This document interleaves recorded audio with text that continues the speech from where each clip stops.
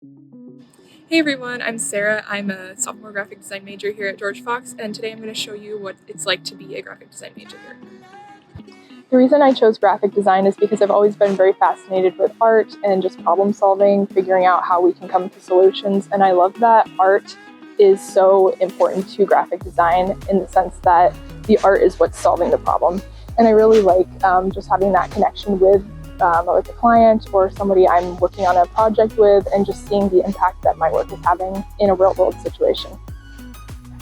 I think the biggest misconception about my major is that as an art student, I have super easy classes.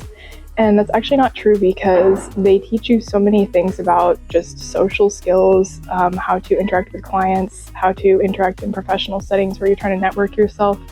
And I think it's a lot of problem solving skills that don't sound that difficult until you're in a project and you have certain constraints and you have to figure out how to make those criteria work with your vision. And it's always a challenge, but it's fun.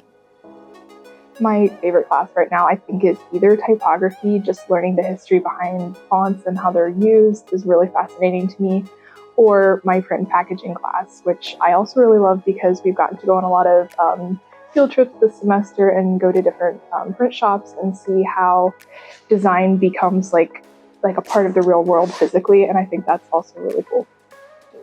Beyond academic knowledge, my major has really taught me a lot about not giving up, and just knowing that in order to succeed, sometimes you have to not be afraid of failing, and just to continue to put yourself out there even when there will be times that your ideas will be rejected. And that is something that I think has really grown me a lot as a person, and I really appreciate that about my major. That was a little bit about the graphic design major. For more information, check out the George Fox website.